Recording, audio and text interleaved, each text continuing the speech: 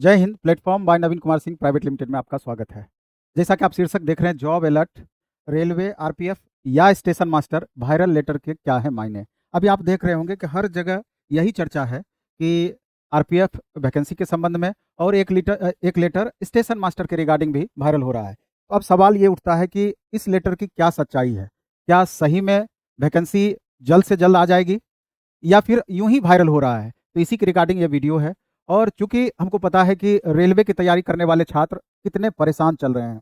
2018 की बात करें तो उसी समय रेलवे आरपीएफ एसआई और कांस्टेबल की वैकेंसी आई थी और 2018 में ही एएलपी टेक्नीशियन की वैकेंसी आई थी। उसके बाद 2019 में रेलवे ग्रेजुएट लेवल और अंडर ग्रेजुएट लेवल का एनटीपीसी की वैकेंसी आई और इसके अलावा आपका ग्रुप डी की वैकेंसी आई और इसके बाद लगभग 4 साल अब होने को चला, लगभग 4 साल होने को चला। लेकिन इस बीच में पूरी तरीके से वैकेंसी के मामले में सुखाड़ वाली स्थिति हो गई है।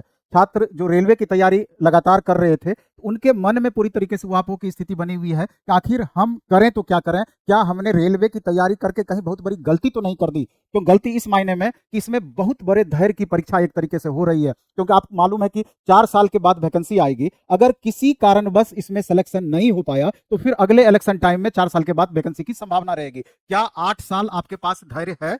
तो सबसे चूंकि रेलवे का पैटर्न ऐसा है कि और रेलवे भारत सरकार का सबसे बड़ा उपक्रम है, सबसे बड़ा नियोक्ता है और इसमें आम छात्र भी ये उम्मीद करते हैं कि मैथ, रीजनिंग, जीएस हमारा अच्छा है तो एक संभावना है कि कम से कम गवर्नमेंट जॉब की हमारी जो चाहत है वो रेलवे पूरी कर सकती है। और कहीं ना कहीं यही कयास रेलवे की तैयारी के लिए हमेशा उसको प्रेरित करते रहती है। बहुत सारे छात्र जल्दी जॉब पाने के लिए आईटीआई कर लिए हैं, डिप्लोमा कर लिए हैं, बीटेक कर लिए हैं कि कहीं ना कहीं रेलवे में जो बहुत बड़ी संख्या में टेक्निकल वैकेंसी खास करके एलपी टेक्नीशियन की आती है तो एक सीट हम अपना उसमें पक्का कर सकते हैं। बहुत सारे छात्र अप्रेंटिसशिप भी किए हुए रहते हैं, क्योंकि आपको पता है कि अगर आपने अप्रेंटिसशिप कर लिया है रेलवे से तो कट ऑफ में भारी कटौती होती है। ग्रुप डी पोस्ट और एएलपी पोस्ट के लिए खास करके एक संभावनाएं सी आपके लिए बन जाती है कि कम कट ऑफ पर भी हमारा सिलेक्शन हो जाता है। तो इस तरीके से आप देखेंगे तो बहुत सारे कारण आपको दिखेंगे रेलवे के प्रति अट्रैक्ट होने का। तो इसी कड़ी में अभी आप जो देख रहे हैं आरपीएफ और स्टेशन मास्टर की वैकेंसी के रिगार्डिंग, तो इसी पर हम चर्चा करने वाले हैं। आप देख लीजिए कि वैकेंसी कब तक आ सकती है, क्या करें नहीं करें वाली स्थिति आपके साथ है। ये आपका लेटर है आरपीएफ के रिगार्डिंग। मैक्सिमम बच्चे तो अब इसके बारे में इतना वायरल हुआ है कि निश्चित रूप से डिटेल जान गए होंगे। और ये लेटर है आपका स्टेशन मास्टर के रिगार्डिंग। तो इसके बारे में थोड़ा सा सारांश आपको बता देना चाहते हैं कि यहाँ पर जो स्टूडेंट पूरी तरीके से है कि हमको नहीं आरपीएफ का तैयारी करने में लग जाना चाहिए तो लगिए, कहीं कोई प्रॉब्लम नहीं है। लेकिन ये बात आप गांठ बांध लीजिए, ये बात समझ लीजिए कि ये एक प्री नोटिस है विभाग के द्वारा, जिसमें कि पूरी तरीके से एक चर्चा किया गया है कि आगामी जो आरपीएफ एसआई और कांस्टेबल का वैकेंसी देंगे उसकी तैयारी हम लोग कैसे करेंगे। ये इंटरनल इन्होंने एक टीम बनाया है, वो टीम अब आगे इंप्लीमेंट करेगी कि पूरी प्रोसेस को कि किस एजेंसी का हम चयन करेंगे, एग्जाम हमारा कैसे होगा, कौन सी कंडक्टिंग एजेंसी होगी, वगैरह वगैरह बहुत सारी इसमें बातें हैं। तो जब भी इस तरह की बातें उठती है तो इस प्रोसेस में कम से कम आपका 2 से 2.5 महीने 3 महीने का समय लगने की संभावना रहती है। और अगर उस हिसाब से देखा जाए तो निश्चित रूप से दिसंबर अथवा जनवरी में नई वैकेंसी आपकी आरपीएफ एसआई और कांस्टेबल की आ सकती है, उससे पहले तो संभावना नहीं है। और हम जब भी आप देखे होंगे कि इधर तो हम बहुत कम वीडियो रेलवे पे बना रहे हैं, कारण जस्ट यही है कि वीडियो आखिर बनाएं तो उसमें रीजन क्या रहे, क्योंकि हमको पता है कि दिसंबर जनवरी से पहले वैकेंसी नहीं देगी। और लगभग पिछले 1 साल में जितने भी वीडियो हम बनाए हैं सभी वीडियो में इस बात पर हम चर्चा किए हैं कि नवंबर दिसंबर जनवरी के पहले आपकी वैकेंसी की संभावना नहीं है। जिस तरीके से पिछली बार 2019 में इलेक्शन होना था मई में, तो आप देखेंगे कि फरवरी से लेकर के फरवरी मार्च तक में सारी वैकेंसी लगभग दी गई थी। तो वही संभावना जाकर के अब आकर के टिक गई है कि आरपीएफ एसआई वगैरह का वैकेंसी दिसंबर जनवरी में दे सकता है। इसके जस्ट बाद आपका एएलपी टेक्नीशियन का वैकेंसी आ सकता है, इसके बाद ग्रुप डी की वैकेंसी आ सकती है, इसके बाद नॉन टेक स्टेशन मास्टर वगैरह की वैकेंसी आ सकती है, जेई वगैरह की वैकेंसी आ सकती है। वैकेंसी तो 1.5 लाख प्लस आपका आएगा, ये बात तय है। तो अब जाकर के इससे पीछे हटना या मुंह मोड़ना मेरे ख्याल से उचित नहीं है। जो भी छात्र रेलवे की तैयारी कंटिन्यू करना चाहते हैं और करना भी चाहिए, क्योंकि इतने दिन जब आप बर्दाश्त किए हैं तो अब आगामी 4 से 6 महीना निश्चित रूप से आपके लिए बहुत महत्वपूर्ण होने वाला है। तो इस हिसाब से जो एएलपी टेक्नीशियन की तैयारी करते हैं तो अभी से उसमें सिलेबस के अकॉर्डिंग लग जाना है। आरपीएफ एसआई कांस्टेबल का तैयारी करते हैं उसमें लग जाना है। इसके अलावा अगर आप अन्य नॉन टेक एग्जाम्स की तैयारी रेलवे की करते हैं तो उस पर अभी से आपको लग जाना चाहिए। दूसरा एक बात और गौर करना है कि जितने भी नॉन टेक सेक्शन है, चाहे आपका मैथ हो, रीजनिंग हो, जीएस हो, रेलवे के सारे पोस्ट के लिए लगभग समान है। खाली एलपी में क्या है, technical section, basic science, engineering, drawing, trade, यही एक अलग करता है। बाकी सारे लगभग नॉन टेक सेक्शन आपका लगभग एक जैसा है। तो जो स्टूडेंट चाहें तो अभी से आरपीएफ का भी तैयारी करेंगे तो साथ साथ आपका एएलपी का भी नॉन टेक का तैयारी होता चला जाएगा, आपका रेलवे एनटीपीसी का भी नॉन टेक का तैयारी होता चला जाएगा, ग्रुप डी का भी आपका साथ में तैयारी होता चला जाएगा। तो एक ही तैयारी से सभी जगह आपका परिपूर्ण हो पाएगा, कहीं कोई प्रॉब्लम नहीं है। और अभी आप किसी भी सूरत में अगर अच्छे से तैयारी करना चाहते हैं या रिवीजन करना चाहते हैं तो मिनिमम 6 से 8 महीना आपको देना ही होगा। आप पहले से भी पढ़े होंगे तो 4-5 महीने लास्ट मोमेंट आपके लिए बहुत महत्वपूर्ण होता है। इसमें इतने दिन का पढ़ा हुआ में भी जाकर के थोड़ा सा गैप हो गया हो या बेहतर तरीके से रिवीजन नहीं रहा हो, तो आप इस बीच में अच्छे से सब्जेक्ट बाय सब्जेक्ट रिवीजन करके अपने परफॉर्मेंस को और बेस्ट कर सकते हैं। क्योंकि आपको पता है अगर एएलपी टेक्नीशियन की भी वैकेंसी आएगी तो कम से कम 50 से 60 लाख बच्चे फॉर्म भरेंगे। ग्रुप डी की वैकेंसी आएगी तो वहां भी संख्या अच्छी खासी होगी, क्योंकि इस बार आईटीआई वाले को ही ग्रुप डी में फॉर्म भरने की अनुमति होगी, तो थोड़ा सा संख्या में कमी आएगी, लेकिन ओवरऑल संख्या निश्चित रूप से वहां रहेगा। रेलवे एनटीपीसी का फॉर्म भरेंगे तो 1 करोड़ से ऊपर ही बच्चे वहां पर रहेंगे। तो आपको पता है कि जब कंपटीशन लेवल इतना हाई है तो अभी तैयारी में आपको अभी से आपको लगना ही होगा, और अभी से तैयारी करेंगे तो दूसरे एग्जाम्स वगैरह भी जो वैकेंसी वगैरह आ रही है तो वो भी साथ साथ तैयारी होती चली जाएगी। एक बात का और हम सूचना आपको देना चाहते हैं कि बहुत सारे छात्र हमको लगातार फोन भी कर रहे थे, कमेंट भी कर रहे थे कि सर आरपीएफ की लगातार बैचेज हर जगह स्टार्ट हो रही है तो प्लेटफॉर्म में भी एक बैच आना चाहिए।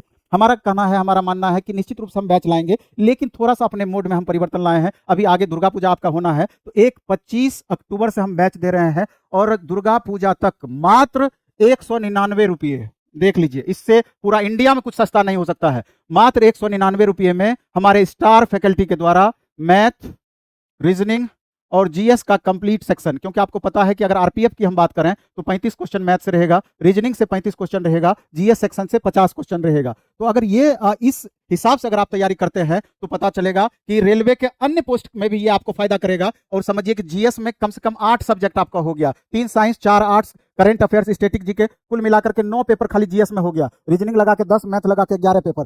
11 पेपर अगर 199 रुपये में आपको मिल रहा है तो पूरा इंडिया में इससे सस्ता कुछ भी नहीं होगा, और बेस्ट फैकल्टी के द्वारा। और इसका टाइम होगा मॉर्निंग में 7 बजे से 10 बजे। आपको बैच स्टार्ट होने से पहले इसी मंगलवार से मॉर्निंग में 7 से 9, 7 से 10 3 घंटा अपने फैकल्टी का हम लगातार 1 सप्ताह डेमो देंगे। अगर आपको क्लास पसंद आता है तो इस दशहरा का ऑफर का लाभ उठाएंगे, और 199 रुपया में पूरा बैच आप अभी से 4 महीना तक कम से कम ये बैच चलेगी। 4 महीने में समझिए 50 रुपया पर मंथ हुआ, 3 घंटा डेली, 3 से 4 घंटा डेली। इससे सस्ता और संभव है क्या? आप खुद सोचिए, खुद बताइए, और डेमो में आप फैकल्टी के देख लीजिएगा कि पढ़ाते किस तरीके से हैं। अगर पसंद होगा तो कंटिन्यू करना है। और ऑनलाइन जो आप बाय करेंगे इसके लिए प्लेटफॉर्म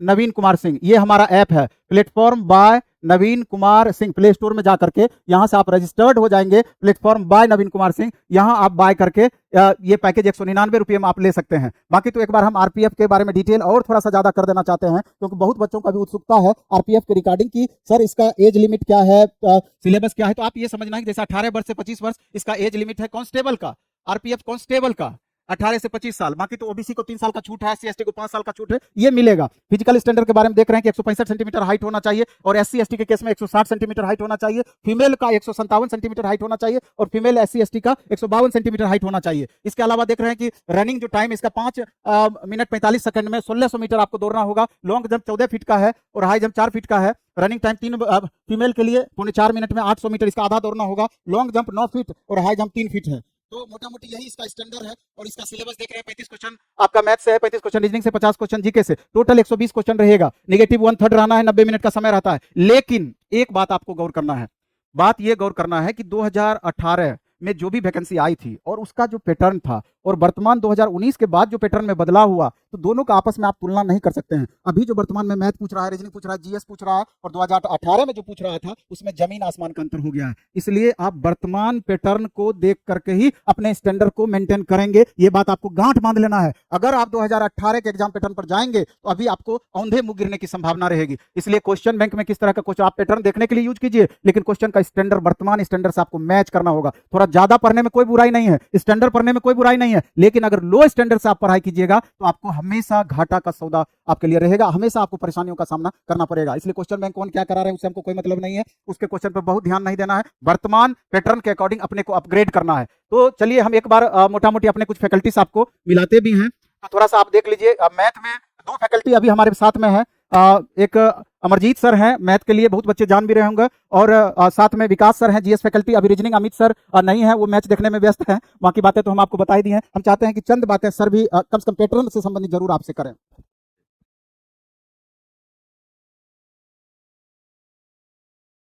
सभी को नमस्कार। अपना योगदान मैथ से है और आप जैसा कि जान चुके हैं और आगे लिखा हुआ भी आपके सामने है, 35 क्वेश्चन मैथ से है। तो हालांकि आपकी एग्जामिनेशन जो 18 वाली वैकेंसी थी जिसका पेपर 19 में हुआ, अगर आप उसको देखते हैं तो एक मॉडरेट लेवल का क्वेश्चन रहा है। लेकिन 18 में ही जो ग्रुप डी की वैकेंसी आई थी उस समय जो क्वेश्चन था जिसका पेपर 19 में हुआ था ग्रुप डी वाले। अच्छा अच्छा, सॉरी फॉर दैट, मुझे इसकी इन्फॉर्मेशन करेक्ट नहीं थी। तो 19 में जो वैकेंसी आया था ग्रुप डी का, उसका जो पेपर हुआ वहाँ मैथ्स का जो लेवल था, और 2022 में अभी अभी जो पेपर हुआ ग्रुप डी का, उसका जो लेवल था, उसमें पूरा देखें तो कम से कम 50% का डिफरेंस नजर आएगा। यानी उस समय फुली पैटर्न रेलवे पैटर्न पर क्वेश्चन था, लेकिन 2022 में चूंकि टीसीएस पेपर ली है तो उसने एसएससी पैटर्न पर थोड़ा सा क्वेश्चन को मूव करा दिया है। तो हम लोग की अपनी तैयारी और आप लोग जो जो हम लोग तैयारी करवाएंगे वो 2018-19 को देख के नहीं, ये अभी जो NTPC stage 1, stage 2 and group D 2022 का जो पेपर हुआ है उसको देखते हुए आपकी तैयारी होगी, और आपका सिलेक्शन भी तभी होगा जब आप इसके हिसाब से तैयारी करेंगे। तो मैथ्स में इसी हिसाब से आपकी तैयारी कराई जाएगी। मकसद सिर्फ इतना है कि 35 में 35 आपको मार्क्स आ जाए। Thank you very much.